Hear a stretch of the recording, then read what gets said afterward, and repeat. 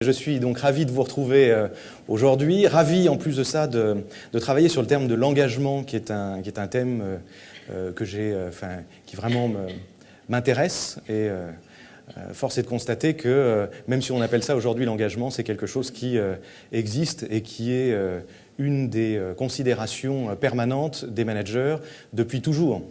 On ne l'a pas toujours appelé l'engagement, mais en tout cas le fait d'avoir des collaborateurs qui font leur job en ayant à cœur de le faire bien, de le faire en équipe et de travailler de manière responsable est quelque chose qui n'attendait pas ces grandes tendances et ces grandes modes que l'on a vu éclore il y a quelques années. En tout cas, c'est quelque chose d'essentiel et on va le voir. Je voulais aussi remercier Bertrand et son équipe de m'avoir engagé pour la 4e année consécutive, donc pour accompagner ce séminaire. C'est un grand plaisir. Ça permet aussi de voir que, il y a une continuité, il y a un sens dans ce qui est travaillé, dans ce qui est traité dans ces séminaires de management.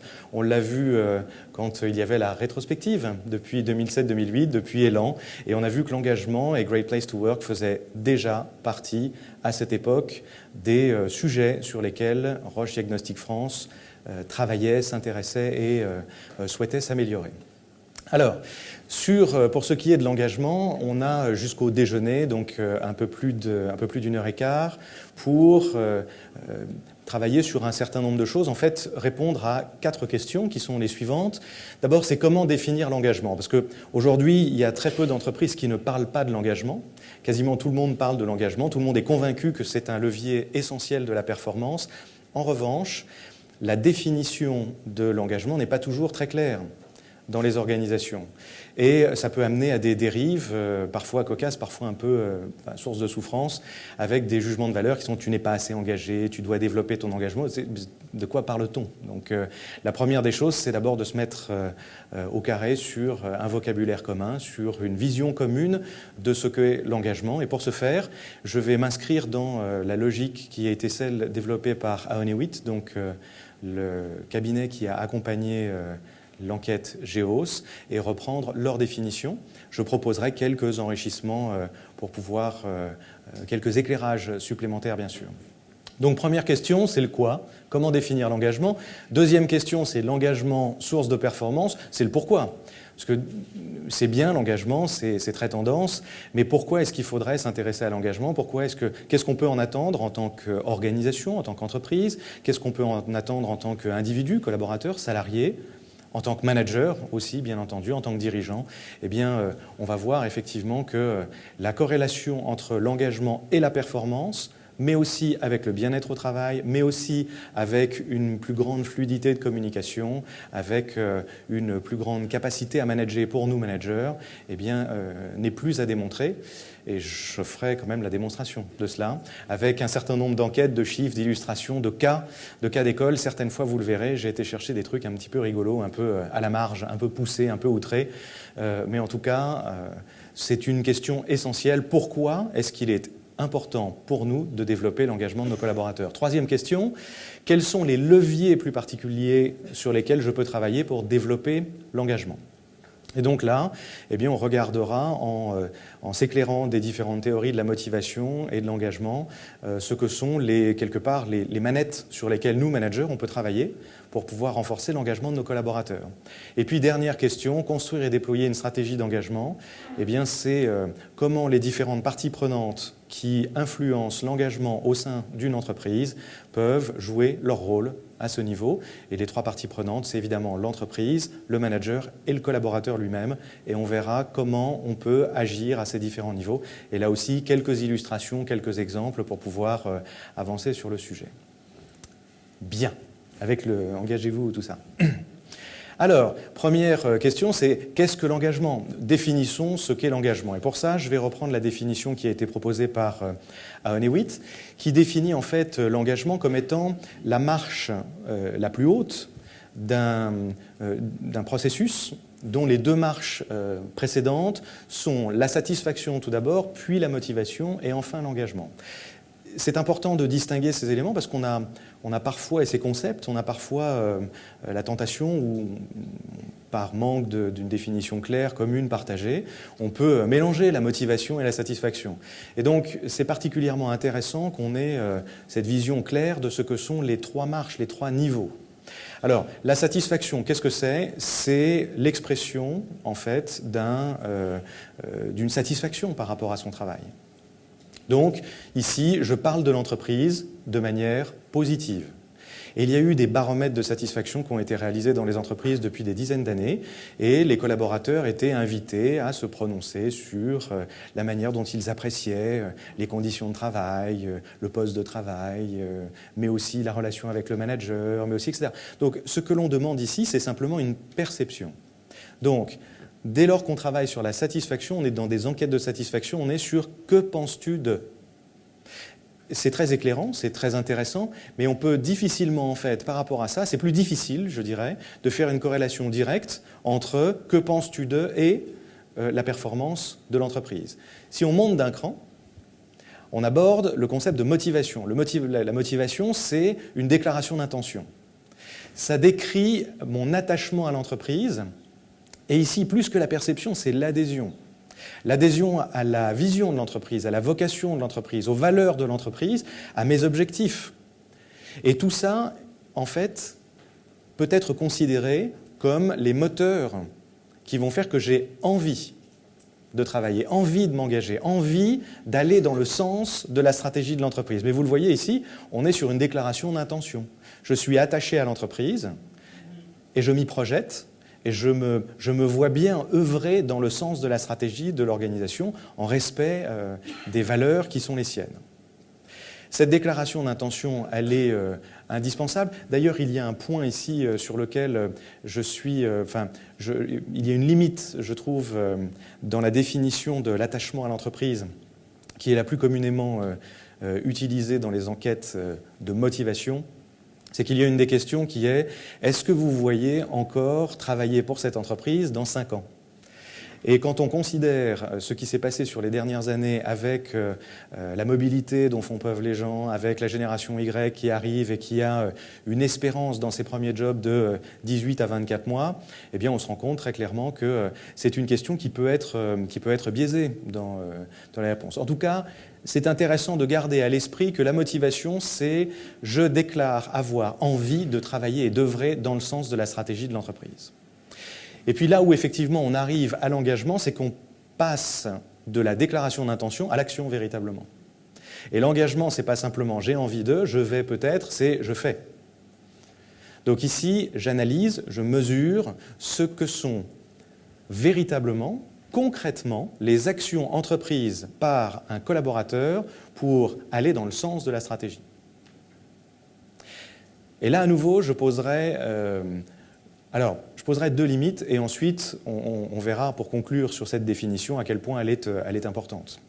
La première limite, c'est qu'on pourrait penser que l'engagement est quelque chose de quantitatif. Ce n'est pas du tout quelque chose de quantitatif. Il ne s'agit pas de travailler 70 heures. L'engagement, c'est la passion de ce que je fais, la croyance que j'ai que véritablement ce sur quoi je suis en train d'œuvrer a du sens, et c'est la manière dont je me mobilise au quotidien. Ce n'est pas 70 heures par semaine, c'est l'intensité qui compte dans ce cas-là. Donc c'est un point important, une confusion à éviter. L'engagement, ce n'est pas de travailler beaucoup, l'engagement, c'est de travailler avec intensité et dans le bon sens par rapport à la stratégie de l'entreprise. Donc vous pouvez dormir la nuit, c'est... Première chose. La deuxième chose, c'est qu'il y a parfois une définition de l'engagement qui dit il est prêt à faire tout ce qu'il faut et plus pour pouvoir atteindre les objectifs de l'entreprise. Et on a quelque part ici, dans ce « et plus », un risque qui est je n'accepte en fait de considérer quelqu'un comme engagé qu'à partir du moment où on s'est fixé un contrat dans lequel je lui demande de faire quelque chose et il en fait plus. Donc c'est bizarre parce que quelque part ça veut dire que mon contrat n'était pas juste, n'était pas équilibré, n'était pas smart.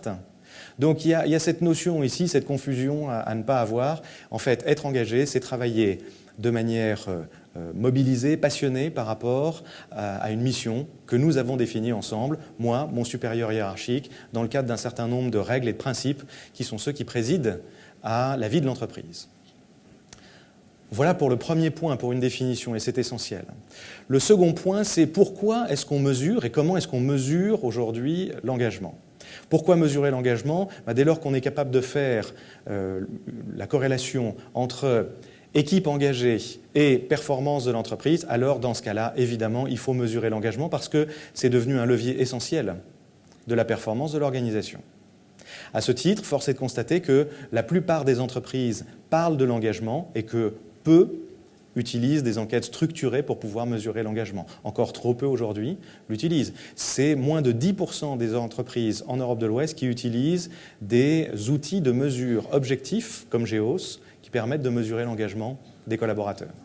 Or, Peter Drucker, vous savez, le pape du management par objectif, disait « on ne peut piloter que ce qu'on mesure, on ne peut manager que ce qu'on mesure ». Donc, vouloir manager l'engagement, vouloir développer l'engagement sans le mesurer, ce n'est pas du tout évident.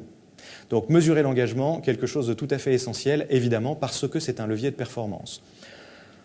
Deuxième point, par rapport à cela, c'est qu'aujourd'hui, au-delà de leur performance économique, les entreprises sont de plus en plus jugées sur leur management branding, donc sur la manière dont elles accueillent et dont elles managent leurs équipes. Elles sont comparées par rapport à ça dans les bilans sociaux, mais elles sont comparées aussi par de grandes enquêtes, et vous avez vu très probablement paraître dans la presse ces derniers mois le score des entreprises dans lesquelles il faut bon vivre. Il y a même maintenant un Great Place to Work Institute dans lequel toutes les entreprises sont citées nommément. On voit PepsiCo ou Coca-Cola, pardon, qui est arrivé dans les premiers. Donc ça veut dire que ce sont des entreprises qui, quand elles font cela, quand elles travaillent sur l'engagement et quand elles mesurent et qu'elles obtiennent de très bons résultats, ont une capacité d'attraction des talents qui est supérieure à leurs compétiteurs. Et ça, c'est quelque chose qui est tout à fait essentiel dans un monde dans lequel, on le sait, quand on a fait tous les réglages sur les processus, ce sont les femmes et les hommes qui font la différence. Et en tant que manager, on sait à quel point c'est important, Bertrand le disait tout à l'heure, dans des circonstances équivalentes, avec des équipes équivalentes, dans un contexte équivalent, c'est le manager qui va être capable de faire la différence sur la performance et sur l'engagement. Donc c'est quelque chose de très important, cette mesure de l'engagement, en ce sens qu'elle nous apporte la capacité effectivement à avoir une promesse vis-à-vis des collaborateurs, une promesse sociale qui est de nature à les attirer. Dernier point, enfin, essentiel, c'est qu'une mesure de l'engagement, au-delà du chiffre que ça me donne, et d'ailleurs quel que soit le chiffre que ça va me donner, on a vu 48%, 54% pour les managers, c'est pas tant le chiffre qui m'importe, c'est surtout ma capacité à le faire évoluer. Donc, ce n'est pas tant le résultat que j'ai obtenu. Alors évidemment, je vais m'inquiéter si j'ai 12%, parce qu'il y a un truc qui pêche quelque part. Mais en revanche, si je suis dans des zones qui sont des zones à potentiel ou des zones positives, ce qui va m'intéresser dans des zones à potentiel, c'est de pouvoir regarder avec précision les points sur lesquels mes collaborateurs, le corps social, l'entreprise, s'expriment et disent là-dessus, il y a des progrès à faire. Et donc, ça va initier un échange avec les collaborateurs et permettre aux managers, permettre à l'organisation de s'améliorer. Donc, l'objectif principal de la mesure de l'engagement, c'est d'identifier les zones sur lesquelles on peut s'améliorer. Et quand je dis on peut s'améliorer, c'est, quand j'ai aussi de très bons scores, c'est d'identifier les zones sur lesquelles j'ai construit l'attachement et l'engagement de mes collaborateurs pour éviter que celles qui sont particulièrement sensibles ne se dégradent. Et on l'a vu dans l'enquête GEOS, il n'y a pas que les zones sur lesquelles on doit se développer, il y a aussi une projection avec un certain nombre d'indicateurs qui sont qualifiés comme sensibles parce que nous avons de bons résultats.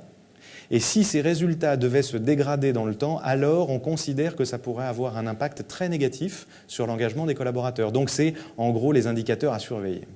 Donc voilà à quoi ça sert. Ça sert véritablement à identifier, à capitaliser sur nos zones de force, à identifier les zones sur lesquelles on peut s'améliorer. C'est un peu l'entretien annuel de l'organisation dans sa globalité.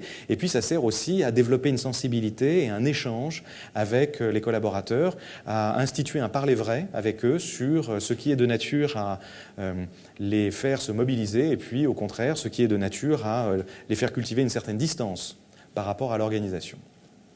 Donc voilà pourquoi il est important de mesurer l'engagement.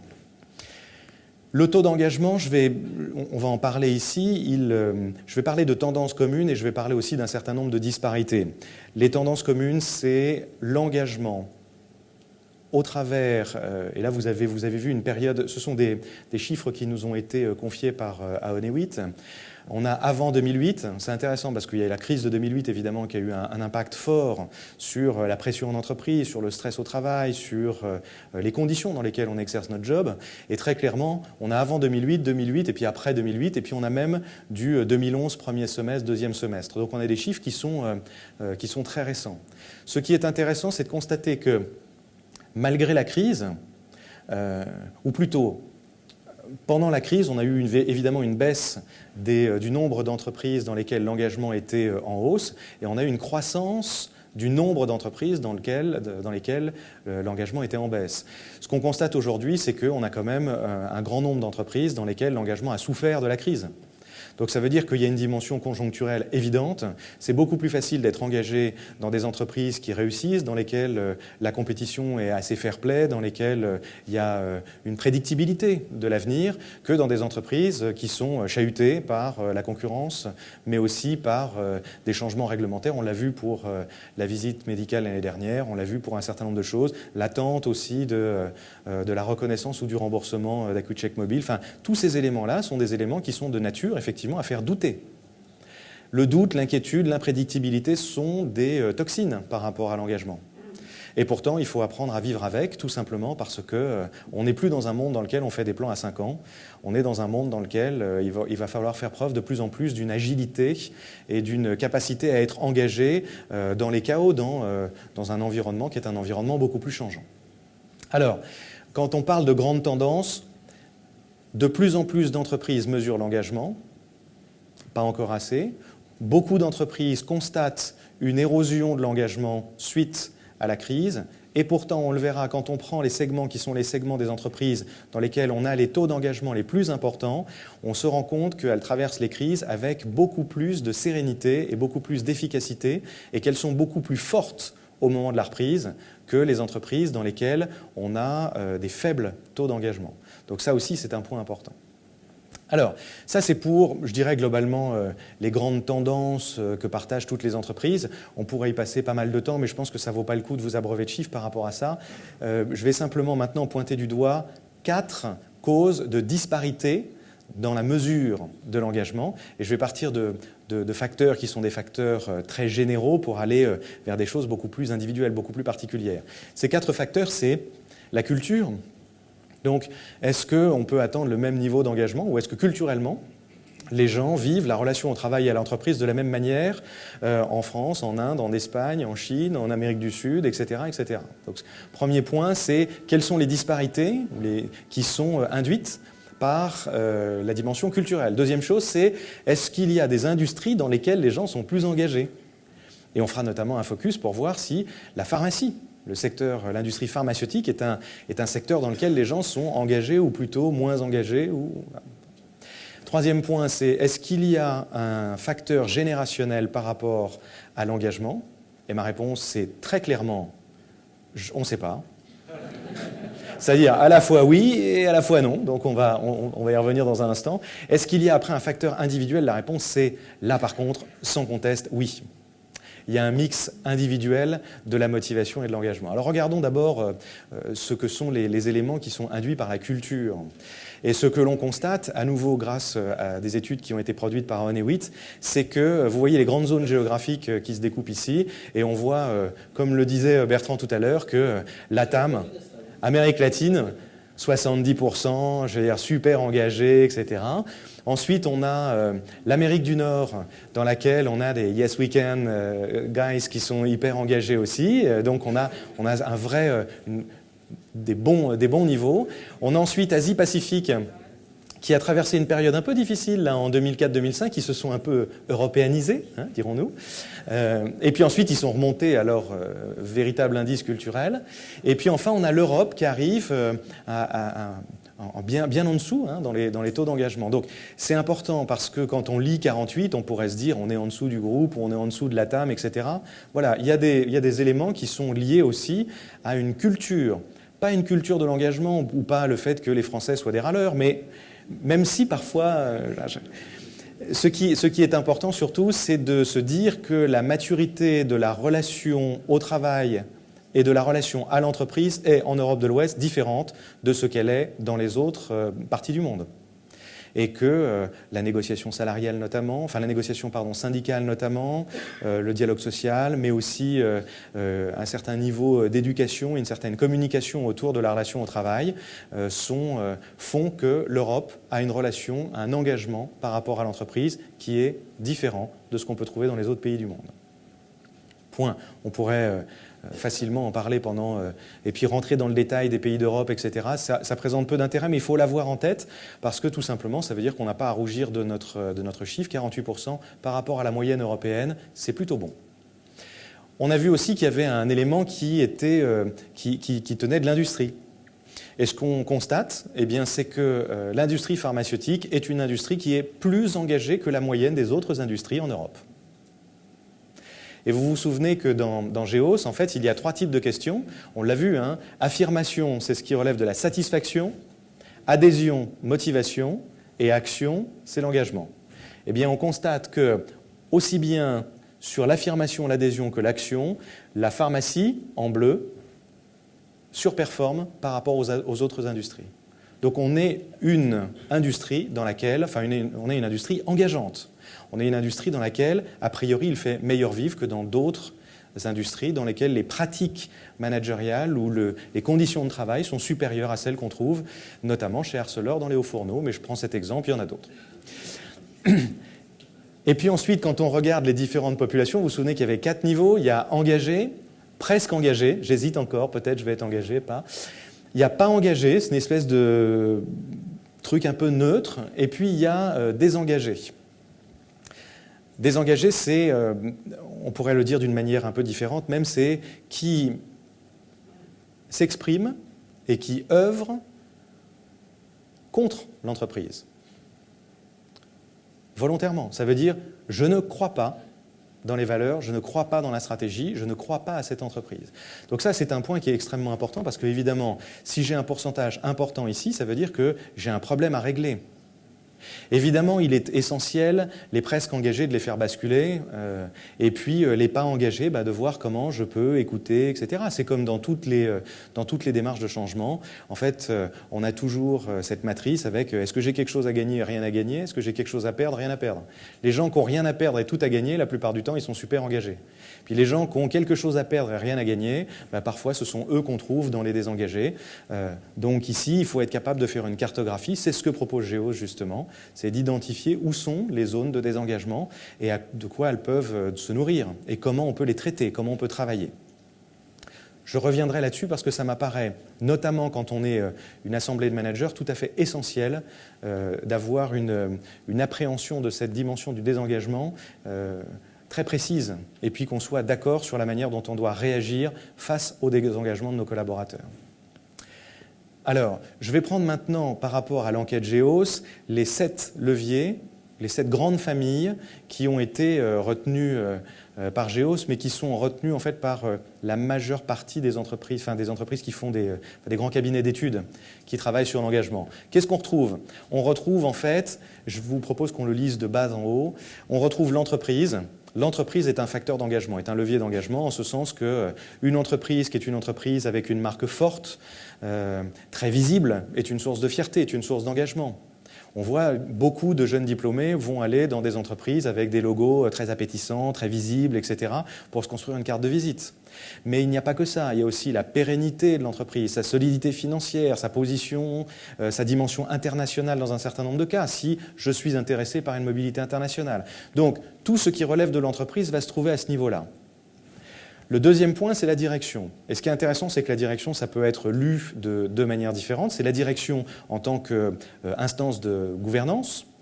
Donc, c'est est-ce que les dirigeants sont des gens qui sont charismatiques? Est-ce que ce sont des gens qui me donnent envie? Est-ce que ce sont des gens sérieux? Est-ce que ce sont des gens d'expérience? Mais il y a aussi la direction qui peut être appréhendée sous forme de quel est le cap, quelle est la stratégie, quelle est la vision de l'entreprise.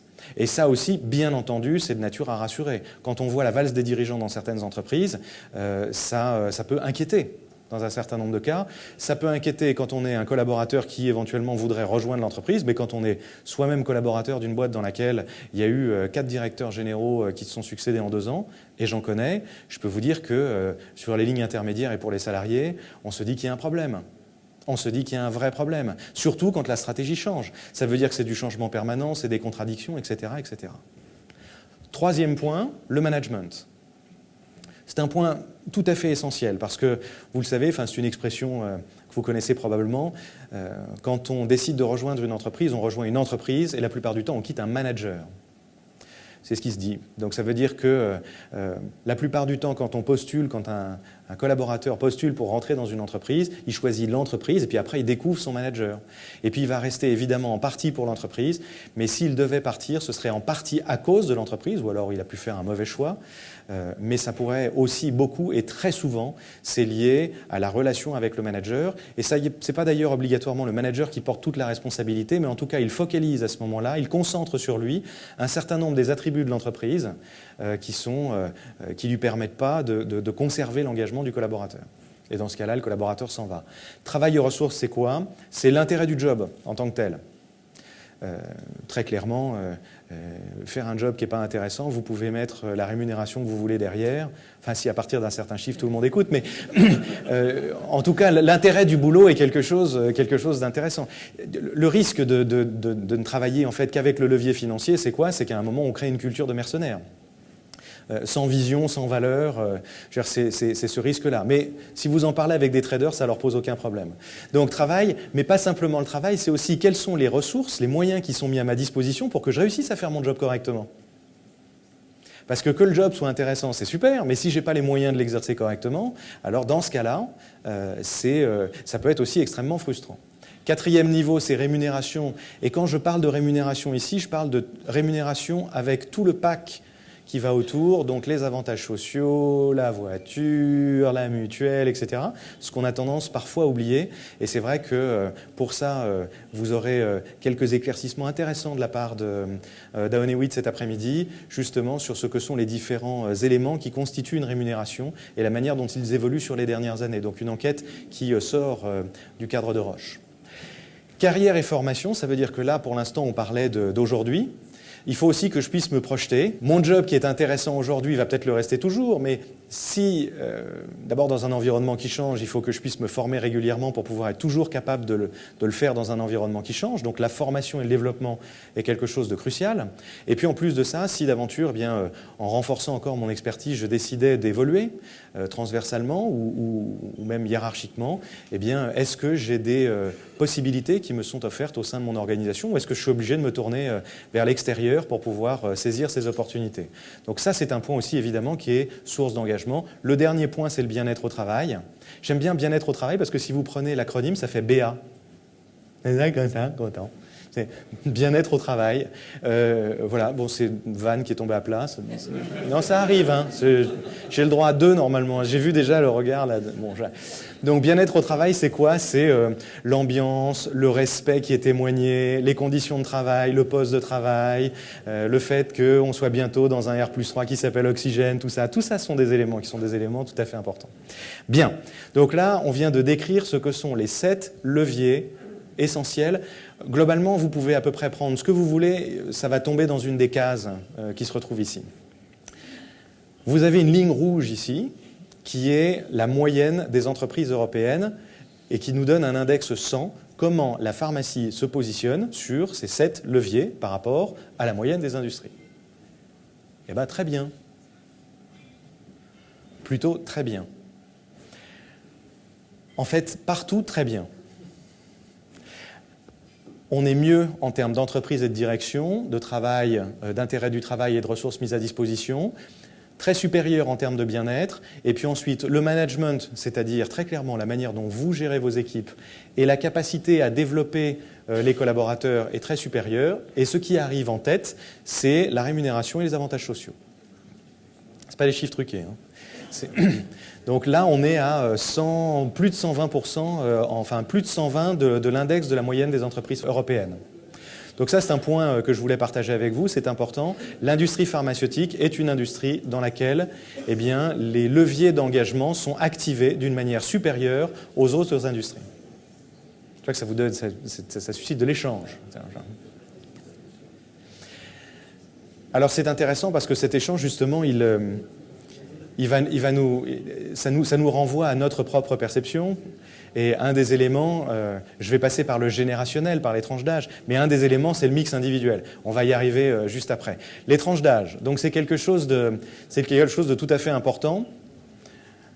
Pourquoi ? Parce que pour la première fois dans l'histoire de l'humanité, 4 générations cohabitent au sein de l'organisation, au sein des organisations.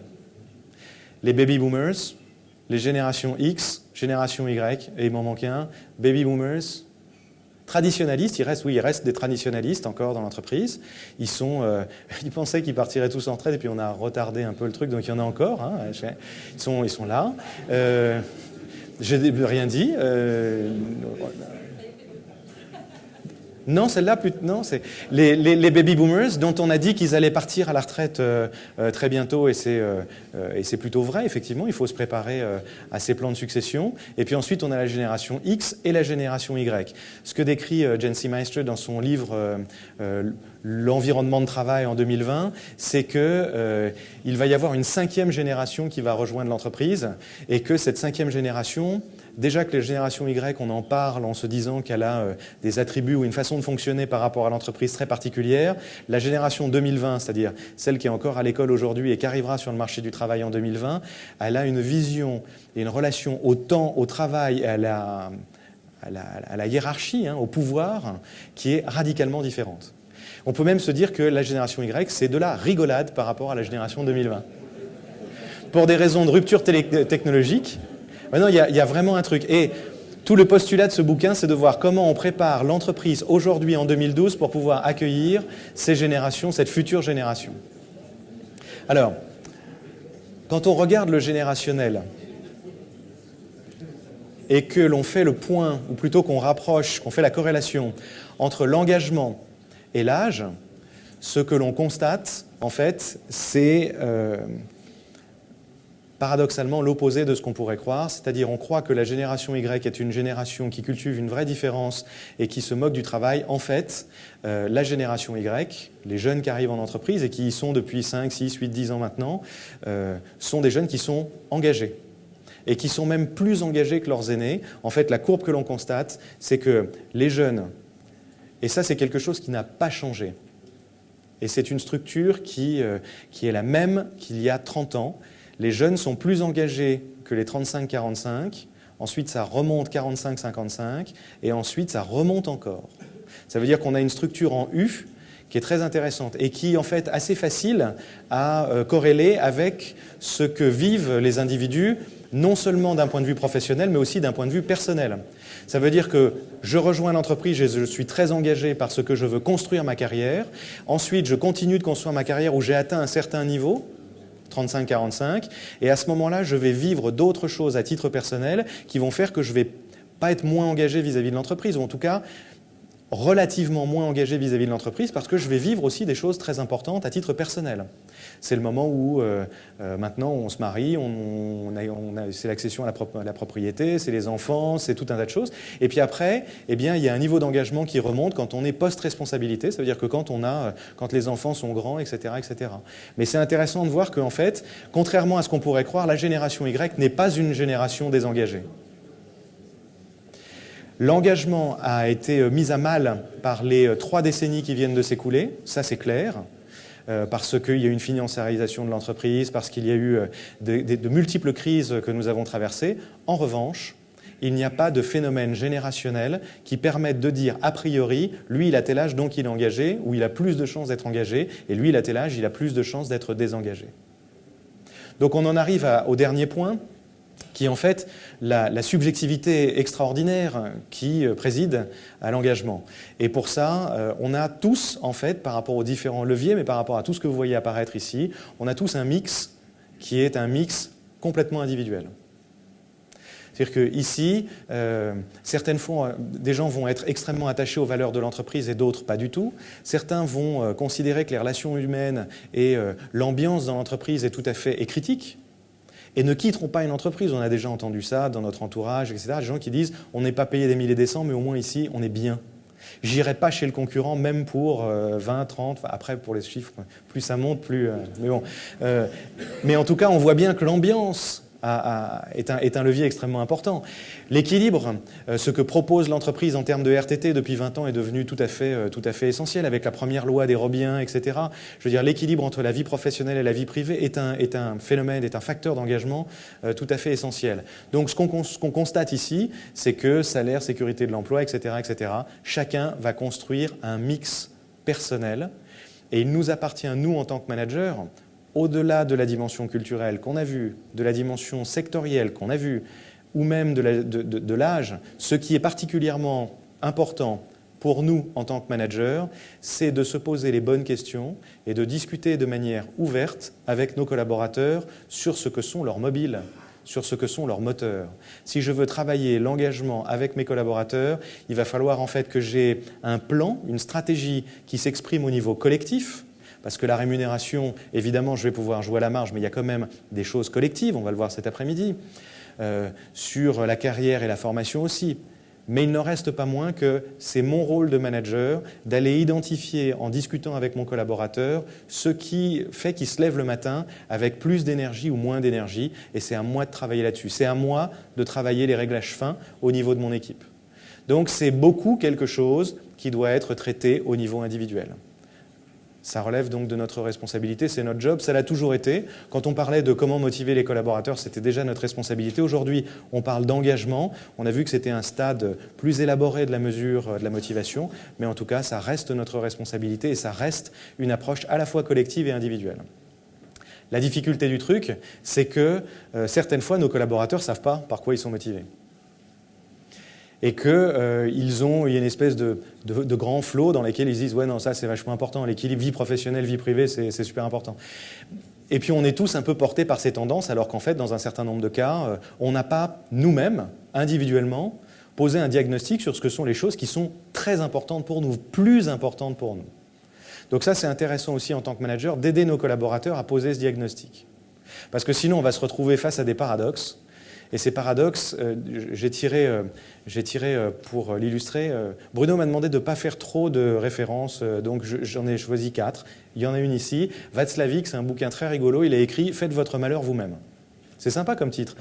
Et en fait, il décrit tout un tas de comportements et d'attitudes qui sont de nature à dégrader, enfin à se rendre malheureux, quoi.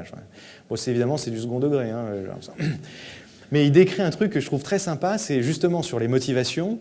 Il décrit une situation dans laquelle une épouse dit à son mari « de toute façon, tu m'offres jamais de fleurs ». Là, je pense que j'ai la moitié de... Enfin, j'ai la population féminine de mon côté. Et le lendemain, le gars, il a entendu le truc, donc il arrive, il vient avec un bouquet de fleurs. Et il tend le bouquet de fleurs à sa femme, qui lui dit « ouais, de toute façon, si je ne te l'avais pas dit, tu ne me l'aurais pas offert ». Là, je pense que c'est les garçons qui sont de mon côté pour la deuxième partie. Donc, ça veut dire en fait que certaines fois, on pense qu'il y a des choses qui sont évidentes et qui sont des sources de motivation. Et puis, en fait, il faut véritablement faire le point sur ce que l'on attend de notre travail, notre relation au travail. C'est quelque chose de très individuel. Et nous, en tant que manager, notre job, c'est de coacher nos collaborateurs pour le faire. Un des bons moyens ou un des bons points de départ, c'est de le faire pour nous.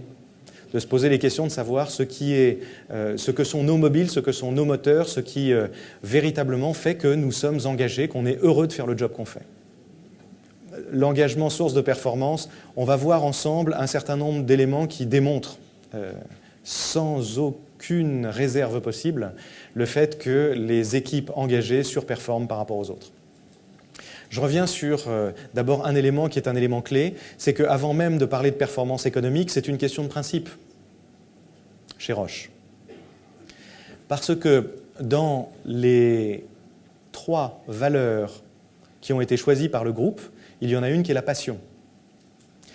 Et que dès lors qu'on définit l'engagement comme l'intensité, le plaisir, la volonté et le fait de réaliser effectivement un certain nombre d'actions dans le sens de la stratégie de l'entreprise, qu'on vit les choses avec passion, et bien dans ce cas-là, passion et engagement sont des choses qui sont extrêmement proches.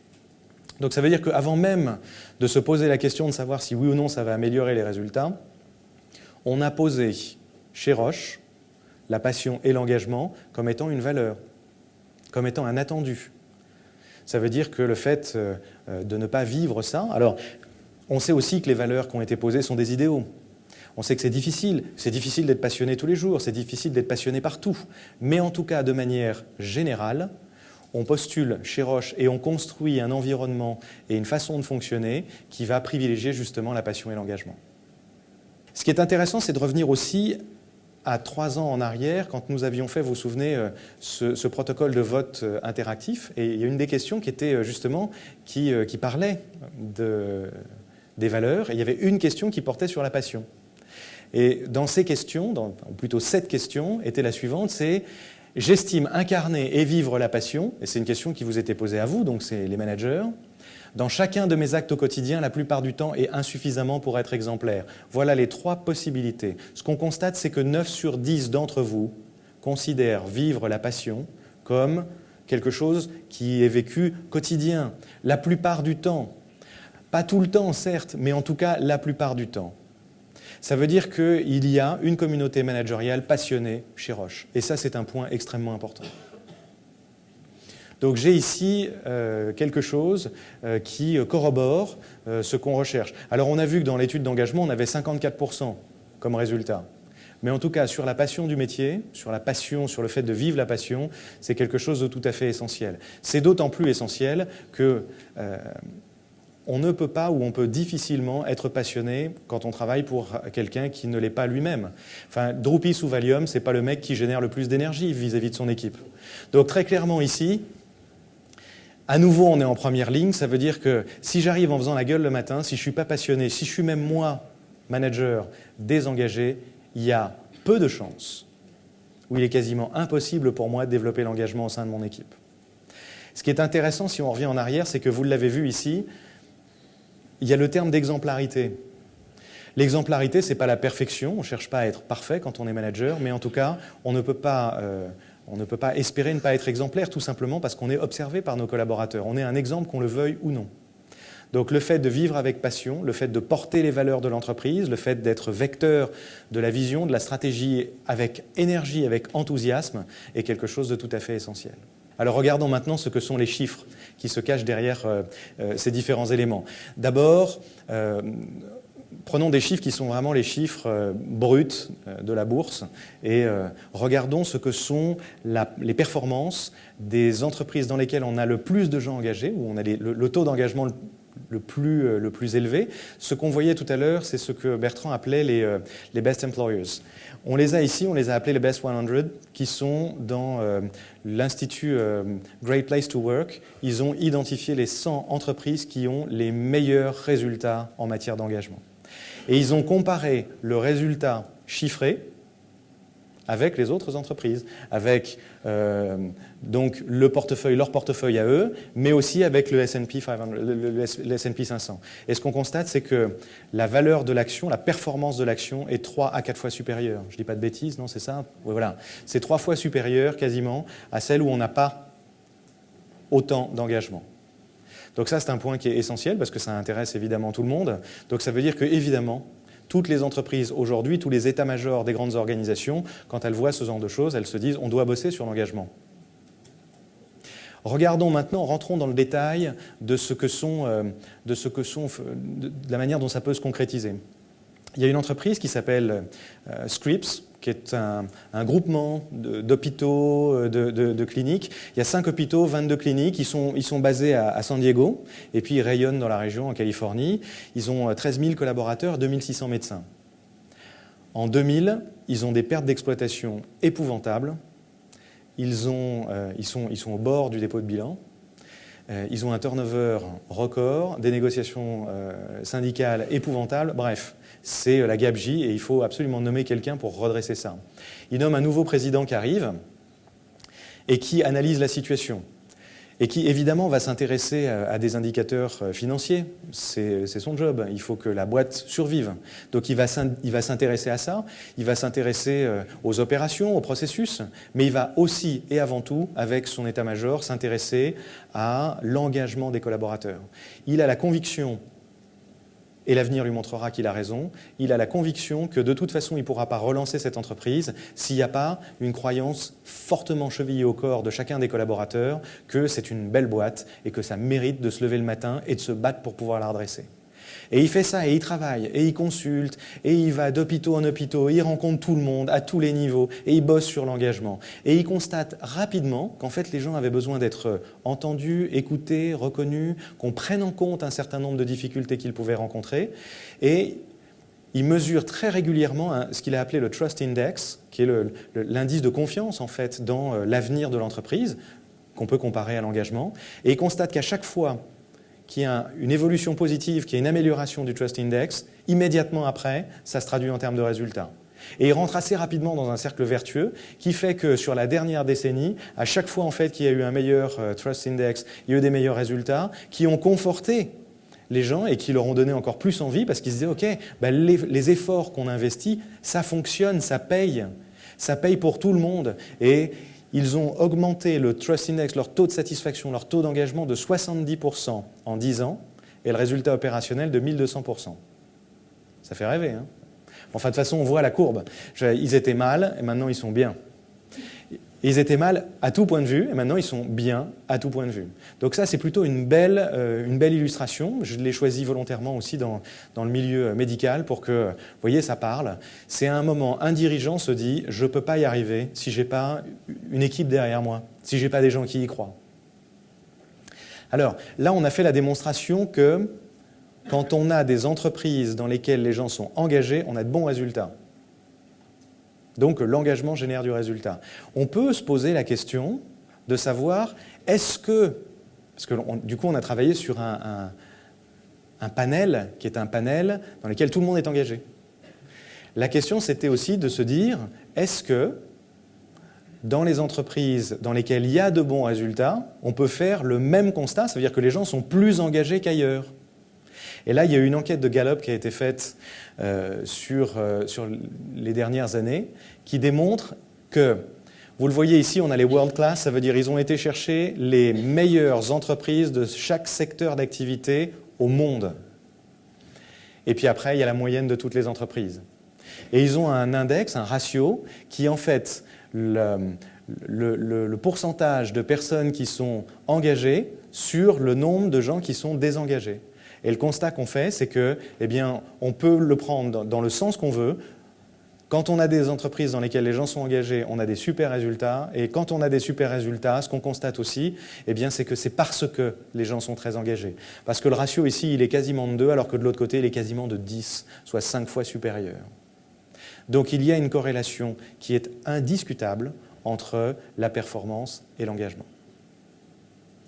CQFD. Ça, c'était la finance. Regardons ce que sont quelques indicateurs, et je vais aller assez vite en 2 slides, pour voir ce que sont l'impact social, l'impact humain de l'engagement. Parce que la performance économique, c'est indispensable pour qu'une entreprise survive et puis que dans un monde très dur dans lequel on vit, elle puisse se donner les moyens de continuer à bien vivre. Mais ce qu'on constate aussi, c'est que le turnover dans les entreprises dans lesquelles l'engagement est très élevé, est bien inférieur, et ça semble évident, à la moyenne des industries. Donc on reprend ici le Best 100, les meilleures entreprises, et puis on voit que la moyenne des industries, alors par exemple dans les services professionnels et business, et le B2B, eh bien on a un turnover qui peut aller jusqu'à 24%, alors qu'on est à 9% quand on est dans les entreprises qui sont les 100 meilleurs performeurs en termes d'engagement. Et si je prends Healthcare and Social Assistance, on voit qu'effectivement, on est ici aux alentours de 13%, alors qu'on est à 4% uniquement dans les entreprises où il y a un fort taux d'engagement. Donc, quand on est dans un endroit où il fait bon vivre, on ne s'en va pas. Bon, première conclusion. Mais ça n'a pas que ça comme conclusion, comme incidence. On voit aussi que ça a une incidence sur la productivité et la rentabilité des collaborateurs. Et là, ce sont des chiffres à nouveau que nous prête à Honeywitt. Un salarié engagé est 78% plus productif qu'un salarié qui ne l'est pas. Et dégage 40% de rentabilité en plus. Donc ça devrait vous intéresser en tant que manager. C'est évidemment celui qui est désengagé, il traîne les pieds, il bosse pas, il va pas dans le bon sens. C'est une évidence, mais on peut mettre des chiffres derrière ça. C'est très important. On voit aussi que l'absentéisme est impacté par le niveau d'engagement général de l'entreprise, ou le stress au travail, le stress perçu.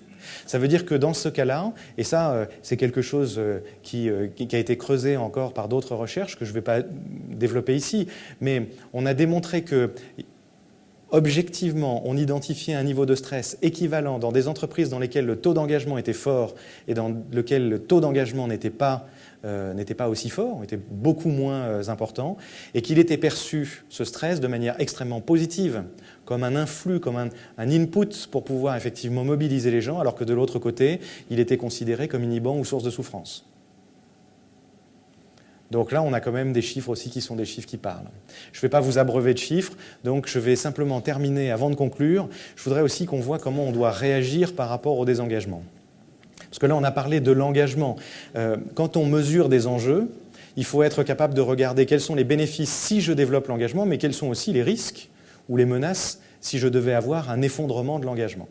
Et pour ça, je vais reprendre une matrice, on va revisiter ensemble la matrice de Welch que j'avais déjà présentée lors d'un précédent séminaire. Vous vous souvenez que Jack Welch, il avait une matrice dans laquelle il disait il y a les gens qui respectent les valeurs, ceux qui sont en haut, et puis les gens qui ne respectent pas les valeurs, qui ne sont pas dans la culture de l'entreprise. Et puis il y a des gens qui ont une bonne performance, et puis il y a des gens qui n'ont pas une bonne performance. Donc ça va faire en fait 4 blocs. On va dire que dans les 4, il y en a 2 qui sont assez faciles à gérer. On a le premier, c'est ceux qui sont des bons performeurs et qui sont en plus de ça dans les valeurs de l'entreprise. Ceux-là, évidemment, qu'est-ce que je vais faire? Je vais travailler avec eux, les promouvoir, je vais travailler à leur fidélisation, c'est une évidence. Je garde mes hauts performeurs, en plus de ça, quand ils ont bon esprit, évidemment, je veux les garder avec moi. Après, j'ai le deuxième cadran qui est en bas à gauche, ça veut dire le type qui n'est pas dans les valeurs et qui, en plus de ça, qui n'atteint pas ses objectifs. Et là, celui-ci, alors, avant de parler, c'est très politiquement correct de parler de mobilité externe. Celui-ci, on pourrait se dire que si la passion est une valeur et qu'on la compare à l'engagement, quelque part, quelqu'un qui dit du mal de l'entreprise, parce que quelqu'un qui n'est pas engagé, qui est le niveau le plus haut, ça veut dire qu'a priori, il n'adhère pas à l'entreprise, donc il n'est pas motivé, et ça veut dire qu'a priori, il dit du mal de l'entreprise. Donc j'ai ici une problématique véritable. Il n'adhère pas aux valeurs. A priori, c'est difficile d'être engagé si on n'adhère pas aux valeurs. Si on n'adhère pas à la stratégie, on ne va pas la mettre en œuvre. Donc ça veut dire que dans ce coin-là, si je fais le parallèle avec l'engagement, eh bien ici j'ai quelqu'un qui n'atteint pas ses objectifs et en plus de ça, qui n'est pas dans l'esprit de la boîte, je ne vais pas le garder.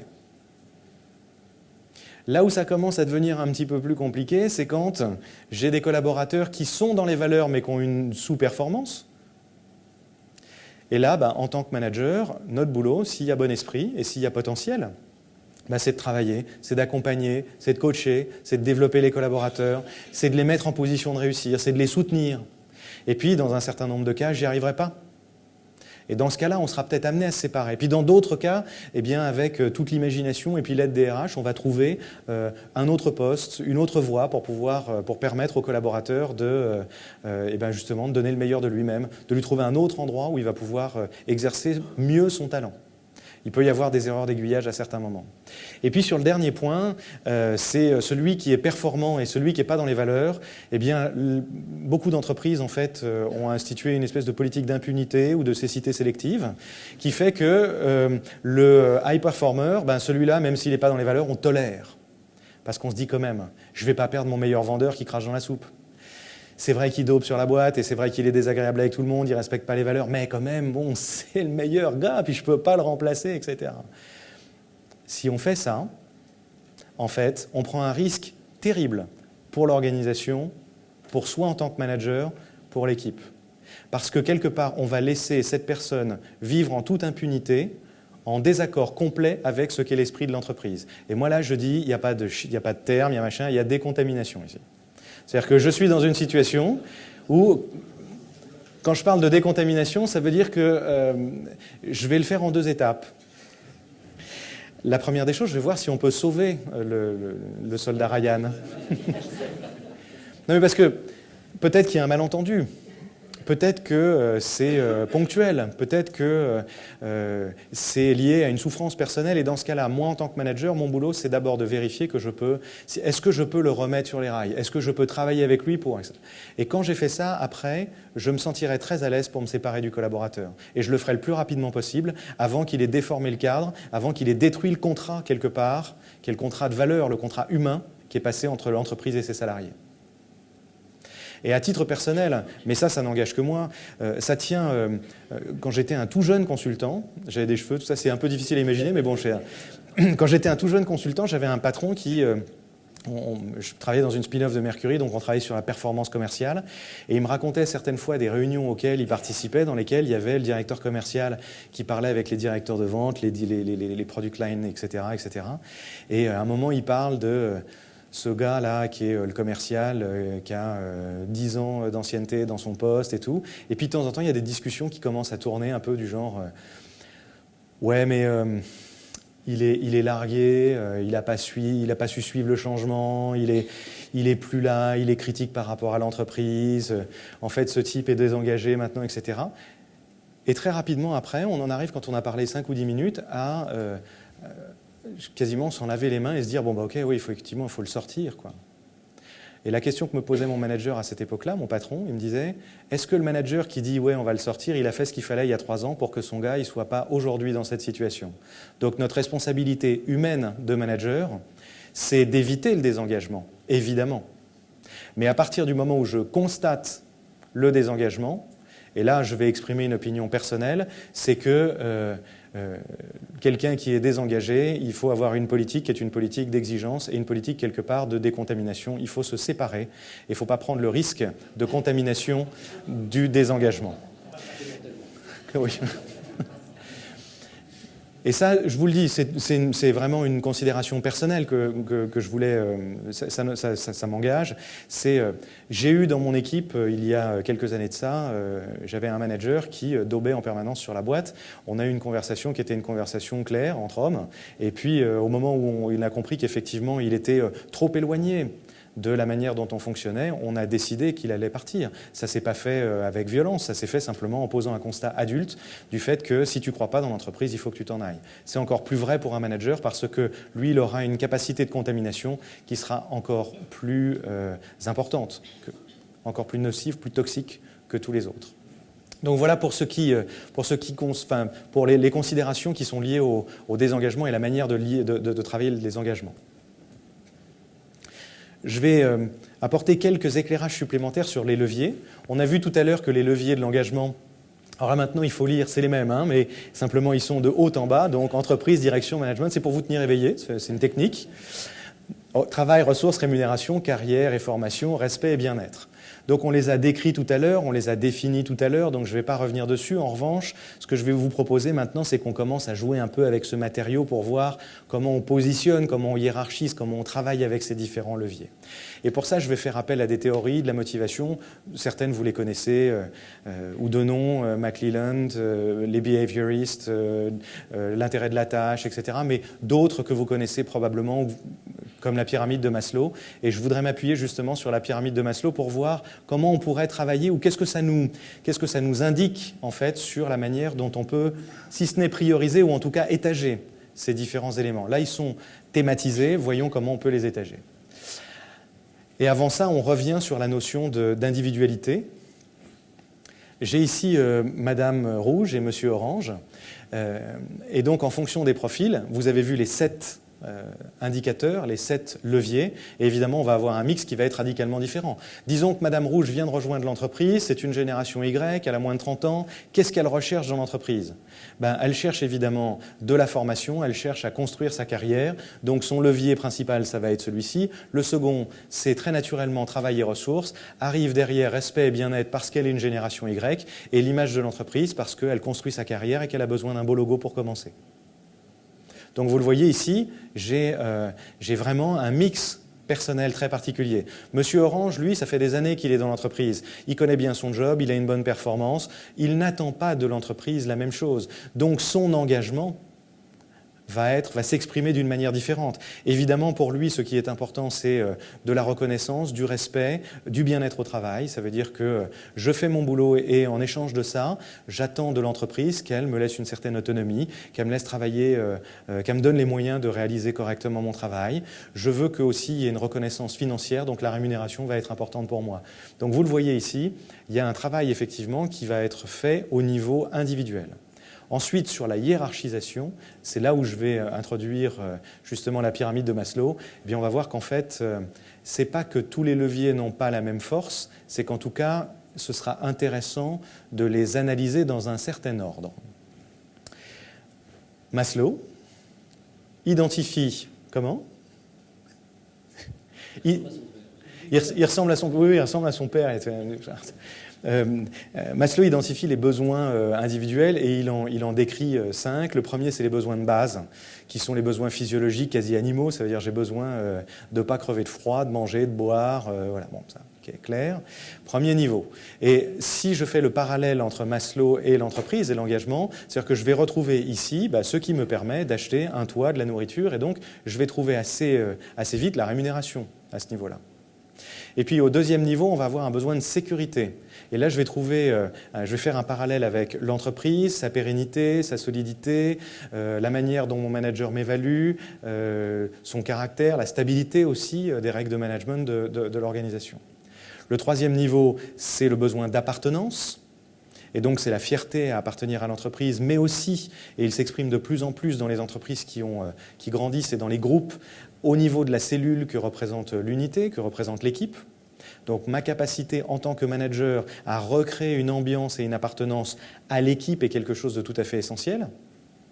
Si tant est que je ne fasse pas sécession, évidemment, il ne s'agit pas de créer des baronnies, mais en tout cas, ici, c'est un élément qui est de nature vraiment à renforcer l'engagement. Le troisième niveau, ça va être un besoin d'estime, qu'on va appeler aussi la reconnaissance, et c'est un des thèmes sur lesquels on va beaucoup travailler demain. On a tous besoin d'être reconnus et estimés, non pas simplement pour notre contribution, quand on est dans un organisme économique, mais aussi pour ce que nous sommes simplement. Avant même d'être un bon comptable, je suis quelqu'un, je suis un individu. Avant d'être un bon commercial, je suis un individu. Et le dernier point, c'est la réalisation. Donc, ce besoin de réalisation, c'est le besoin de sens, c'est le besoin de grandir, c'est le besoin de se développer, c'est le besoin, effectivement, d'avoir un sentiment d'utilité par rapport à ce que je réalise. Ce qui est important, en fait, pourquoi est-ce que je fais le parallèle avec Maslow ? Tout simplement parce qu'il est très difficile d'aller travailler au niveau supérieur tant qu'on n'a pas consolidé les niveaux du dessous. Et même si, quand aujourd'hui vous posez la question, et c'est une enquête qui a été réalisée 3 années de suite, et 3 années de suite, quand on pose la question aux salariés français, qu'est-ce que vous aimeriez faire si vous pouviez travailler sans aucune contrainte matérielle ? La majorité d'entre eux répondent « je voudrais bosser pour une ONG ». Mais dans la question, il y avait « si vous n'aviez aucune contrainte matérielle ». Donc ça veut dire qu'ici, je ne me pose pas la question du salaire. C'est bon, c'est réglé. Tout ce qui est base et sécurité, c'est réglé. Et je suis prêt dans ce cas-là à prendre des risques. Mais si on enlève le « si vous n'aviez aucune contrainte matérielle et que vous posez à la classe d'âge qui arrive sur le marché du travail cette année et vous leur demandez « qu'est-ce que tu voudrais faire ?» la majorité d'entre eux répondent « je voudrais rentrer dans le public ». Donc on le voit bien ici, après la réalisation, après les choses qui vont venir au-dessus, sont des choses sur lesquelles il va falloir bosser. Mais en tout cas, il va falloir qu'on règle un certain nombre de choses dans l'ordre. Donc ça veut dire que même si vous êtes capable de me faire une promesse formidable au niveau de la réalisation, au niveau de l'estime, au niveau de la reconnaissance, si je considère personnellement que je ne suis pas assez payé, j'irai ailleurs. Si je considère, et ça a été le cas de beaucoup de gens qui ont été dans les startups, ils avaient envie de se réaliser. C'était très très haut. Et qu'est-ce qu'ils ont fait ? Ils ont sacrifié les besoins de base, ils n'avaient pas de salaire, ils ont pris des risques. Ils ont été dans des entreprises qui étaient des entreprises qui avaient peut-être un avenir absolument extraordinaire. Mais par contre, ils ont été prêts à sacrifier pendant un moment ça pour pouvoir aller chercher ça. Mais quand il y a eu la fin, quand il y a eu l'explosion de la bulle Internet, qu'est-ce qu'ils ont fait ? Ils sont revenus effectivement dans l'économie traditionnelle.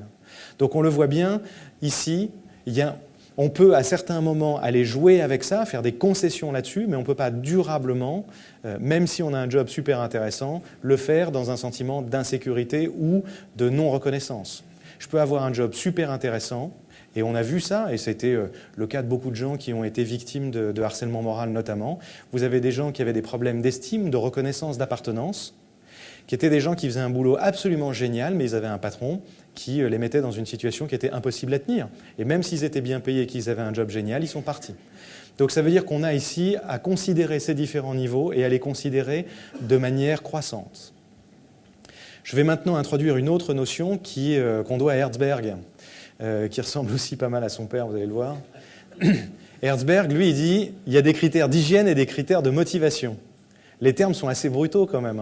En fait, ce que décrit Herzberg, et c'est intéressant parce que ça va un peu plus loin encore dans ce que je viens de dire sur la hiérarchisation, c'est qu'il y a carrément une dichotomie, c'est qu'il y a des facteurs qui sont des facteurs qui ne sont pas de nature à motiver, mais qui créent de la démotivation s'ils ne sont pas là. C'est le phénomène de la terre inculte. Ça veut dire que tant que je n'ai pas suffisamment de minéraux dans un sol, je ne peux rien planter. Et à partir du moment où j'ai suffisamment de minéraux, ça y est, je peux arroser, je peux planter, ça peut pousser, je peux parler de motivation. Mais en dessous, ça ne sert à rien. Donc il y a certaines conditions à réunir qui ne génèrent pas de motivation, ou plutôt qui empêchent la motivation de croître. Et à partir du moment où j'ai atteint, le fait de rajouter ces critères-là ne sont pas nécessairement... Ce n'est pas nécessairement la stratégie la plus payante en termes d'engagement. À titre d'illustration, et je vais prendre volontairement celle qui est la plus facile, c'est celle qui touche à la rémunération. Si je considère que je devrais être payé 100 et que je suis payé 80, vous pouvez me donner tout ce que vous voulez au-dessus. Il y a peu de chances que je reste durablement dans l'organisation. En revanche, à partir de 100, le fait de me payer 110 n'est pas nécessairement un synonyme de plus de motivation. En tout cas, l'utilité marginale de ce facteur, de ce levier-là, va décroître. Et ça, c'est extrêmement important parce que ça veut dire qu'il faut du coup être capable de construire une politique salariale qui est une politique salariale très cohérente par rapport aux âges, aux envies, aux besoins, aux fonctions, etc. Je ne veux pas dévoiler les éléments du sujet de cet après-midi sur la rémunération, mais ça veut dire que ça demande effectivement un gros travail qui a été réalisé chez Roche. Donc ça, c'est un autre point qui est un point important. C'est en dessous d'un certain niveau, on ne motive pas. Au-dessus d'un certain niveau, alors dans ce cas-là, je peux utiliser des choses qui sont de nature à motiver. Et ça bat en brèche un modèle qui est le modèle taylorien, qui est le modèle de la récompense et de la sanction, la récompense et de la punition. Pendant très longtemps, au XXe siècle, on a cru que plus on était payé, plus on bossait. Et il y a un président de la République français qui a dit ça d'ailleurs, travailler plus pour gagner plus. Et c'est vrai, hein. Et que du coup, plus on bossait, meilleurs étaient les résultats. Ça, c'est vrai, et ça a été vrai. On est passé d'un monde agricole à un monde industriel, et maintenant que nous sommes passés dans une économie du savoir, et l'industrie pharmaceutique est une industrie du savoir, eh bien on se rend compte que le modèle du XXe siècle, qui est le modèle taylorien, est un modèle qui est arrivé à ses limites. Ça veut dire qu'ici, je ne peux pas que compter sur la carotte et le bâton. Et ça va même plus loin que ça, c'est que si j'utilise le modèle de la carotte et du bâton, dans un certain nombre de cas, ça va être contre-productif. Et je vais faire ma troisième citation de bouquin. Ce qui est très intéressant dans les études qui ont été réalisées récemment, et notamment qui sont présentées dans le bouquin Drive, c'est qu'en fait le système carotte et bâton ne fonctionne plus aujourd'hui parce que dans une université, dans un environnement du savoir, c'est contre-productif, tout simplement parce que hier, dans un modèle taylorien, j'avais une tâche qui était une tâche simple, et donc la corrélation était prédictible entre je fais bien la tâche et j'obtiens un bon résultat. Aujourd'hui, on est dans un monde qui est beaucoup plus complexe, dans lequel il y a eu la généralisation des nouvelles technologies, la relation au savoir et à la connaissance, à l'information a considérablement changé. Et dès lors qu'on demande maintenant, ou plutôt dès lors qu'on met une récompense face à un objectif de résultat, on peut avoir des résultats qui sont extrêmement surprenants. C'est ce qu'on appelle les procédures, d'un côté, des tâches où il faut que je fasse A, plus B, plus C, plus D. Dès lors que je suis sur des combinatoires et que je travaille en réseau, je suis sur des tâches heuristiques qui sont plus linéaires, qui sont plus aussi prédictibles. Et dans ce cas-là, ça marche beaucoup moins bien. Ça va même jusqu'à détruire la créativité des individus. Et je vais prendre en fait 7 exemples dans lesquels, ou plutôt 7 pistes pour lesquelles la carotte et le bâton sont contre-productifs.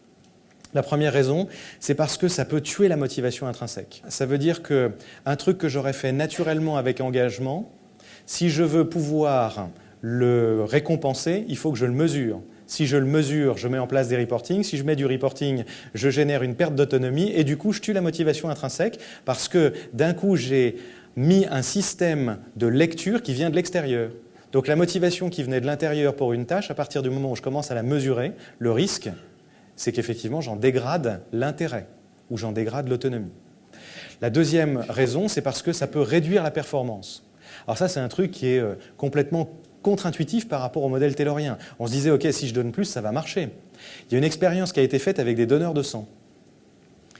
Et on prend une population donnée et on leur dit, est-ce que vous seriez prêts, est-ce que vous voulez donner votre sang? Et on a 52% des gens qui disent, ben oui, je vais donner mon sang. Et après, on reprend une population tout à fait équivalente et on leur dit, est-ce que vous êtes prêts à donner votre sang? On va vous rémunérer pour ça, 32% de volontaires. Ça veut dire que le fait, là où j'avais de la générosité, ce qui était dicté par les bons sentiments, tout à coup, il y a une dégradation qui s'opère parce que, justement, je mets de la carotte. Donc là où on pensait que la carotte marchait toujours, ça ne marche pas toujours. Troisième point, c'est que ça peut empêcher la créativité. Empêcher la créativité, je vais prendre un exemple. Moi, j'ai le plaisir d'accompagner quelques patrons de toutes petites PME ou des gens qui font de la création d'entreprise. Je ne suis pas business angels, mais je peux vous garantir que quand je pose... Il y a une question que j'adore, c'est si tu pouvais lever 5 millions d'euros pour pouvoir réaliser ton projet, qu'est-ce que tu ferais? Et vous avez ceux qui sont capables de répondre à cette question, parce qu'ils ont un rêve. Et eux, ils disent, bah, si j'avais 5 millions, voilà, je ferais ça, puis je ferais ça, puis je ferais ça, puis il y aurait ça, puis il y aurait ça. Et puis ensuite, je ferais ça, puis je recrute 2 commerciaux. Et puis Les types, ils sont hyper clairs dans leur tête. Ils ont déjà une vision. Ils sont déjà hyper créatifs. Ils ont déjà réfléchi à tout ça. Et ceux qui ont du mal à répondre à cette question-là, on se rend compte que le problème, ce n'est pas d'avoir ou pas les 5 millions. C'est que même s'ils avaient les 5 millions, ils auraient de toute façon pas plus de créativité. Et on se rend compte dans ce cas-là que la créativité est très supérieure en fait au pognon. Et que ceux qui ont des très très beaux projets et qui ont une très belle vision de ce qu'ils veulent faire trouvent plus facilement les 5 millions que ceux qui n'ont pas le projet, qui n'ont pas la créativité. Donc la carotte peut même parfois être inhibante. D'ailleurs, demandez à n'importe quel artiste, il sera moins bon quand il aura une œuvre à faire sur commande que quand il peut laisser libre cours à sa créativité, à son art. Ça peut aussi décourager une bonne conduite. Le jour où j'ai dit à mon fils, si tu sors les poubelles, je te donne 1 euro, bah avant, il sortait les poubelles pour rien. C'est idiot, en fait. Pourquoi? Bah, tout simplement parce que, d'abord, maintenant, il refuse de sortir les poubelles si je ne lui donne pas 1 euro. Et puis la deuxième chose, c'est qu'en plus de ça, en payant 1 euro pour sortir les poubelles, je plaisante, c'est un exemple, hein, je ne vais pas donner de l'argent à mon fils pour qu'il sorte les poubelles. Mais en tout cas, ce que ça montre, en fait, quand je paye, ça veut dire que la tâche n'est pas intéressante. Elle n'est pas intrinsèquement digne d'intérêt. Il faut payer pour ça. 5e point, c'est que ça peut inciter à tricher. Ça veut dire que dans un certain nombre de cas, quand il y a un risque de sanction ou quand il y a un enjeu financier, une carotte, il peut y avoir, dans ce cas-là, des situations qui sont des situations de transgression. On voit le cas quand on fixe des objectifs commerciaux, il peut y avoir des négociations sur des quotas commerciaux, il peut y avoir aussi certaines fois des prises de risques par des industriels quand on met une pression sur des délais trop courts. Et dans ce cas-là, on abandonne un certain nombre de procédures qui relèvent de la sécurité ou de la qualité. Donc le risque de la carotte et du bâton ici aussi, c'est un risque commercial, c'est un risque d'image pour l'entreprise. Autre point, c'est que ça engendre une accoutumance, tout simplement parce que c'est le principe des acquis sociaux, c'est que assez rapidement, quand j'ai payé quelque chose, c'est quelque chose qui devient naturel. C'est-à-dire qu'on se dit, l'individu qui jusqu'à présent touchait ou touchait pas d'argent pour ça, ou avait une récompense ou pas, va se caler en termes d'effort juste sur le niveau qui est nécessaire pour pouvoir atteindre l'objectif. C'est-à-dire que dans un certain nombre de cas, là où j'avais même plus d'engagement, je peux avoir une dégradation de l'engagement parce que les gens vont se calibrer pile à l'endroit où ils atteignent leur objectif. Et enfin, dernier point, ça peut favoriser les raisonnements à court terme. Évidemment, carotte et bâton, c'est un élément qui peut amener les gens à faire des paris sur ce qu'ils vont gagner la prochaine fois. Je ne cite pas son nom parce que sinon je vais encore consommer une de mes cartouches, mais il y a un chercheur américain qui fait des expériences sur le bonheur en ce moment. Et il bat en brèche une idée qui est une idée assez établie, qui est évidente pour tout le monde, c'est on se dit, ouais, le succès génère le bonheur. Et en fait, lui dit non, pas du tout. Si vous attendez d'avoir obtenu un succès pour être heureux, alors ça veut dire d'abord que vous conditionnez votre bonheur, première chose. Et la deuxième chose, c'est quand vous avez atteint le bonheur, après vous vous fixez un autre objectif pour pouvoir être heureux, donc un autre objectif de succès. Et c'est une fuite en avant permanente, ça ne marche pas. Lui il dit, il faut d'abord être heureux, c'est ça qui génère le succès. Voilà, simplement pour illustrer le risque de carotte et bâton, qui est magnifiquement exprimé dans un bouquin qui s'appelle Drive et qui décrit les 3 nouveaux moteurs de l'engagement, de la motivation. Il est dans la bibliographie, ça a été écrit par Daniel Pink et c'est la vérité sur ce qui nous motive. Comme c'était une grosse révélation. La première, c'est le sens, évidemment. L'humain est un animal qui a besoin de faire des choses qui ont du sens pour lui, d'avoir un sentiment d'utilité, d'avoir un sentiment de compréhension que ce qu'il fait a du sens. Donc le sens au travail est tout à fait essentiel, tout à fait indispensable, incontournable. Et en tant que manager, nous avons le devoir, nous, de véhiculer le sens de ce que fait l'entreprise de manière globale, mais aussi le sens de chacun des objectifs. Donner du sens, c'est ce qui remplace le donner des directives du modèle taylorien. Le deuxième driver, c'est la maîtrise. Par nature, l'être humain est un animal qui aime apprendre. Plus que l'otarie avec le ballon. Tout le temps, on aime apprendre. Tout le temps, on aime faire des trucs nouveaux. Tout le temps, on aime progresser, atteindre des niveaux supérieurs et mieux maîtriser, mieux gérer de nouveaux problèmes. Résoudre des problèmes est quelque chose qui est par nature quelque chose d'extrêmement engageant et motivant. Donc, notre rôle en tant que manager par rapport à cette notion de maîtrise, ça va être d'accompagner les collaborateurs pour leur permettre d'apprendre un peu chaque jour, de leur permettre de se développer. Ce n'est pas le rôle de la formation, c'est en partie le rôle du département formation, gestion des compétences dans l'organisation. Mais c'est nous d'abord, managers, qui devons regarder ce que sont les compétences ou les savoir-faire qui manquent à nos collaborateurs et les transmettre. Et puis le troisième driver de l'engagement, c'est l'autonomie. Et ça, c'est quelque chose qui est particulièrement important, notamment parce que la génération Y a construit une grande contagion dans l'organisation. C'est que maintenant, à partir du moment où j'ai du sens et où j'ai la maîtrise, j'ai plus envie d'autant de contrôle qu'avant. À partir du moment où je sais ce que je dois faire et que j'ai les compétences pour le faire, je n'ai pas envie d'avoir un petit chef sur le dos qui m'explique toutes les 5 minutes « et alors, qu'est-ce que tu as fait, qu'est-ce que tu fais ensuite, etc. etc. » Donc, je veux pouvoir disposer de plus de liberté pour pouvoir choisir mon destin. Alors, choisir mon destin, c'est une formulation assez ambitieuse par rapport à ça, mais en fait, c'est par rapport à une mission donnée, je veux pouvoir faire un certain nombre de choix opérationnels. Comme vous pouvez le constater, ces trois drivers, contrairement à la carotte et au bâton qui viennent de l'extérieur, ce sont des drivers qui viennent de l'intérieur. Et cette distinction qu'exprime Daniel Pink dans son bouquin est très importante parce que si vous voulez engager et motiver les gens durablement, soit vous êtes tout le temps à rajouter de la carotte ou à menacer du bâton, mais si vous êtes capable de nourrir en fait ce que sont les mobiles, les moteurs intérieurs, alors c'est beaucoup plus puissant et c'est beaucoup plus durable. Tous ces éléments-là sont des moteurs intrinsèques. Et il faut rajouter un dernier élément, c'est que je parlais de l'être humain en tant qu'être qui aime comprendre ce qu'il fait, le faire de manière libre et le faire de manière maîtrisée, mais c'est aussi un être éminemment social et c'est la raison pour laquelle, évidemment, le collectif va être tout à fait essentiel pour pouvoir engager nos collaborateurs. Donc dans les pistes sur lesquelles on est invité à travailler, il y a évidemment cette notion de collectif. Et le collectif, c'est à la fois l'entreprise, mais c'est d'abord et avant tout, quand on est manager, notre équipe. Quelle âme je donne à mon équipe? Animer, ça vient de anima, c'est moi en tant que manager, qu'est-ce que je donne comme âme à mon équipe? Comment est-ce que je crée quelque chose qui se joue entre moi et les quelques collaborateurs avec lesquels je travaille? Dernier point sur lequel je vais aller assez vite, il y a quelques illustrations amusantes. Comment déployer une stratégie d'engagement? Le premier point, c'est de se dire qu'il y a des parties prenantes, je les évoquais tout à l'heure, il y a 3 parties prenantes pour pouvoir y arriver. Il y a l'organisation, bien entendu, et pour pouvoir être certain d'obtenir un bon niveau d'engagement, il faut d'abord que l'organisation, l'entreprise, joue son rôle. Et son rôle, il est dicté par un certain nombre de règles, de réglementations, de lois.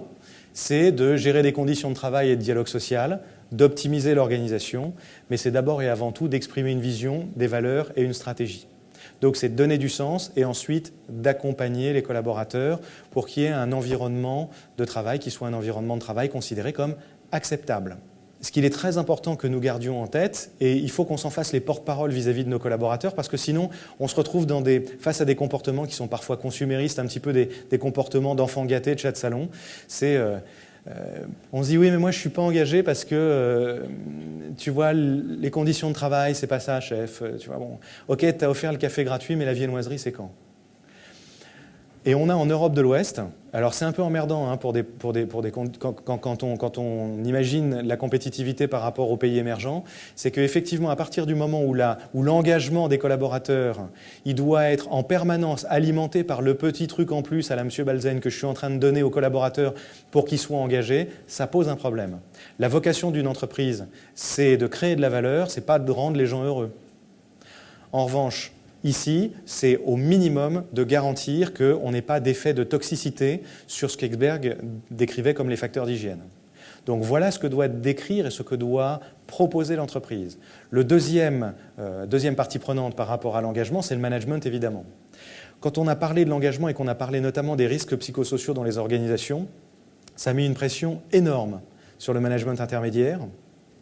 Au même titre que quand on a parlé du harcèlement moral au début des années 2000, ça a été aussi une énorme pression. Parce que tout à coup, on s'est mis à focaliser sur « si les gens ne sont pas engagés dans ton équipe, c'est ta faute ». Et le manager s'est pris, en plus de toutes ses responsabilités opérationnelles, il y a eu un phénomène de culpabilité, au-delà d'un phénomène de prise de conscience et de responsabilisation, hein, il y a eu un phénomène de culpabilité. Le manager, il doit faire son boulot simplement de manager, il doit mettre ses collaborateurs en position de réussir. Il doit les écouter, il doit les accompagner, il doit les motiver, il doit comprendre ce qui les mobilise, et il doit les accompagner, et il doit faire ça dans le cadre qui est posé par l'organisation, avec toute la bonne volonté, toute l'énergie dont il doit être capable, mais ce n'est pas lui qui porte l'engagement des collaborateurs. Ça veut dire qu'on a une dernière partie prenante, bien entendu, c'est le collaborateur lui-même et c'est la manière dont il analyse sa relation au travail. Ça veut dire que, quelle que soit la qualité de l'entreprise, quelle que soit dans un certain nombre de cas la qualité du manager, il y a des gens qui ne sont pas à l'endroit où ils devraient être et notre boulot de manager, c'est les aider à être engagés ailleurs. Mais je le dis, et ça, ne croyez pas que c'est brutal, au contraire. On ne peut pas rendre un meilleur service à un collaborateur qui vit mal une situation d'emploi dans laquelle il est aujourd'hui.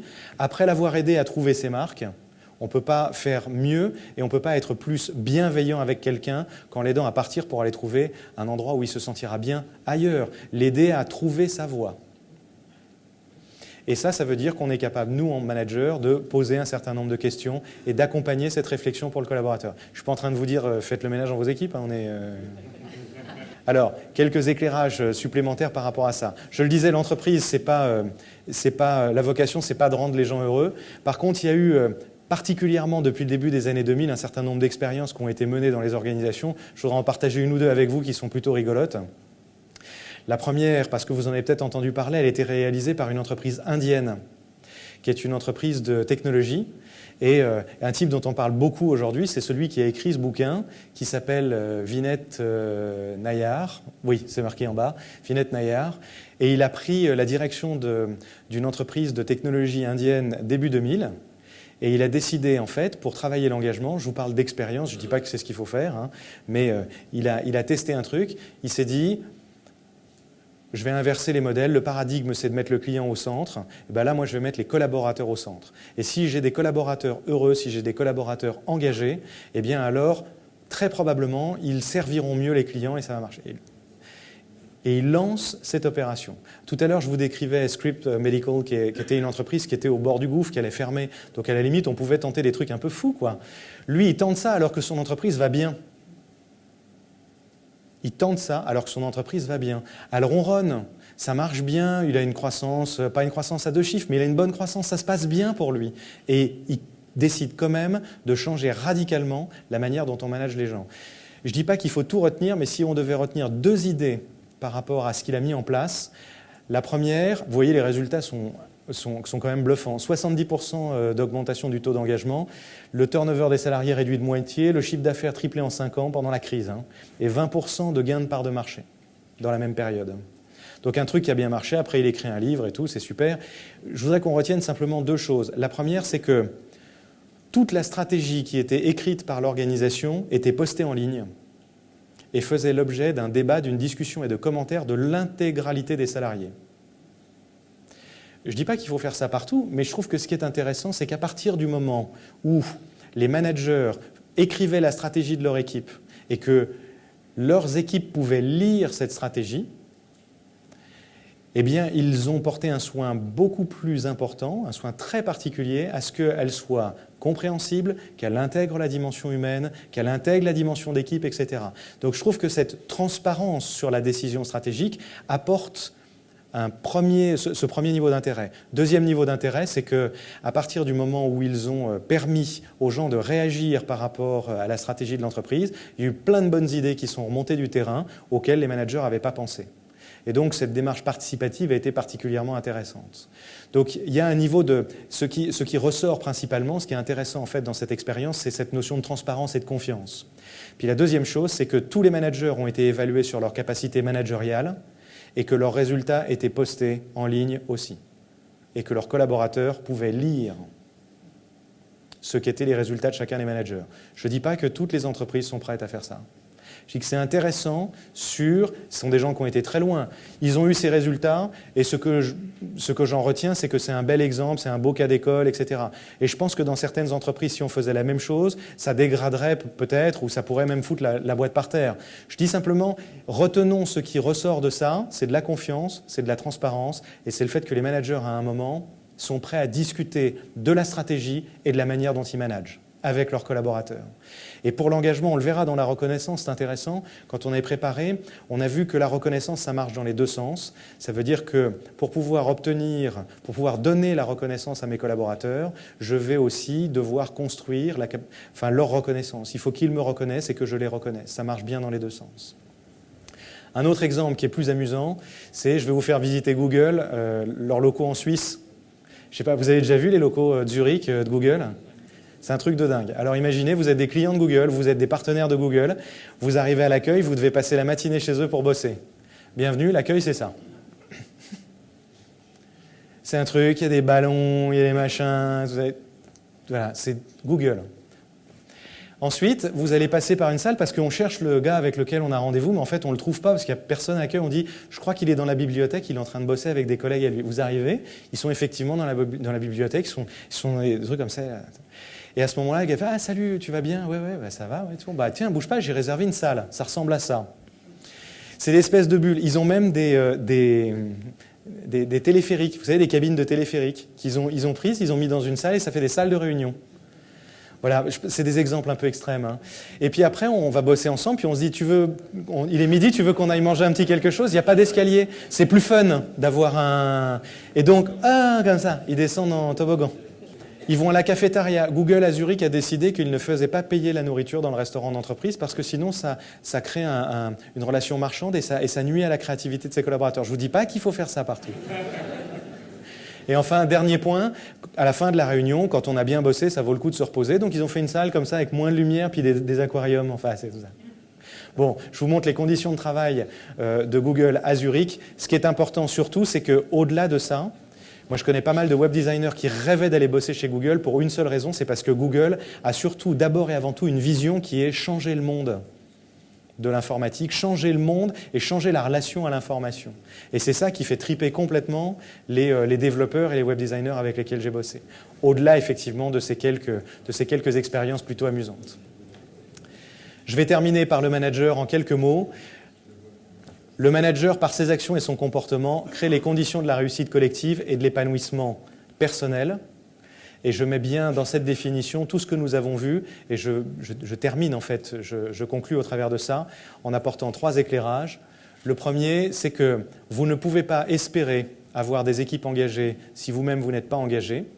Et qu'on le constate, on reprend les chiffres d'Aaron Hewitt, c'est que dans les entreprises qui marchent bien, on a 80% des patrons qui sont engagés.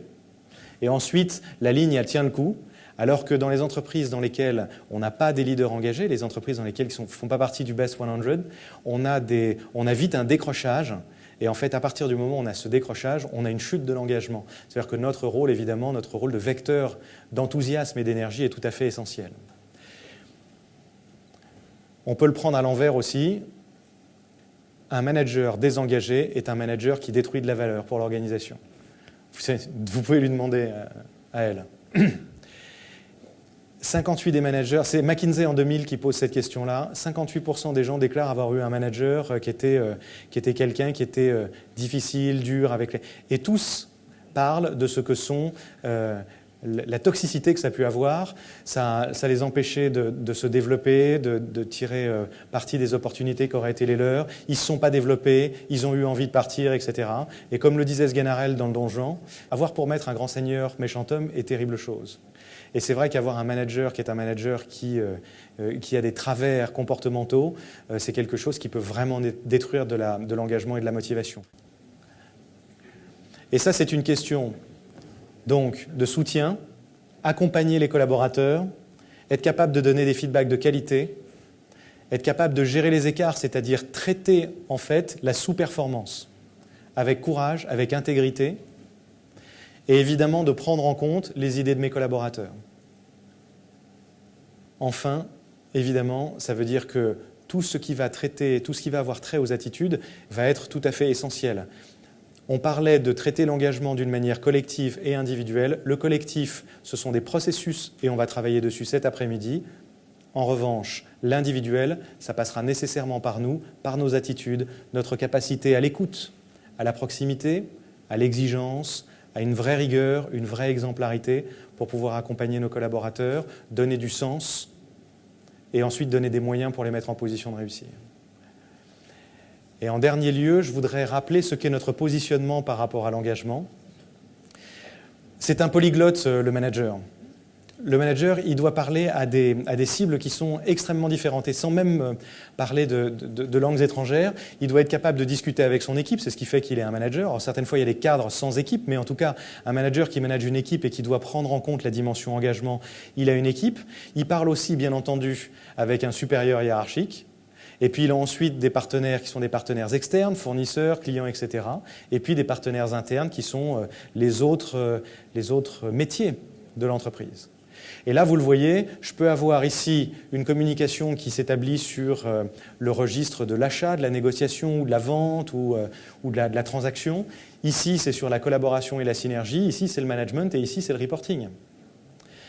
J'attire votre attention en termes d'engagement, c'est que pour pouvoir gérer correctement l'engagement, il va falloir, sur cet axe horizontal, que nous fassions preuve d'une réelle cohérence.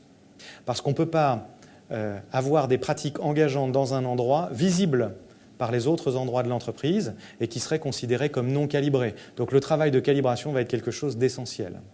Et puis ensuite, l'autre point, c'est que sur cet axe-là, il va falloir trouver notre positionnement, et que ça, ce n'est pas facile du tout. Trouver notre positionnement parce que le risque quand on est manager, c'est d'être trop proche de son équipe ou trop proche de son supérieur hiérarchique. Trop proche de mon équipe, le risque, c'est quoi à votre avis? Très très proche de mon équipe, donc loin de mon manager. C'est comme une question. Là, c'est une toute petite partie interactive. Très proche de l'équipe. Ça. Copinage. Manager copain, tout va bien, sympa, machin, etc. C'est génial. Les collaborateurs apprécient beaucoup ça. Et quand on regarde ça du dessus et que le supérieur hiérarchique regarde la situation, ben, du coup, il se dit qu'en fait, finalement, il n'y a pas tellement de différence entre... j'ai plus véritablement de relais. Et du coup, le risque, c'est qu'en me positionnant, moi, manager, trop bas et trop proche de mon équipe, j'invite mon supérieur hiérarchique à s'adresser à moi et à mon équipe de manière non différenciée. Donc, je ne suis plus perçu comme un relais, comme un vecteur de la stratégie.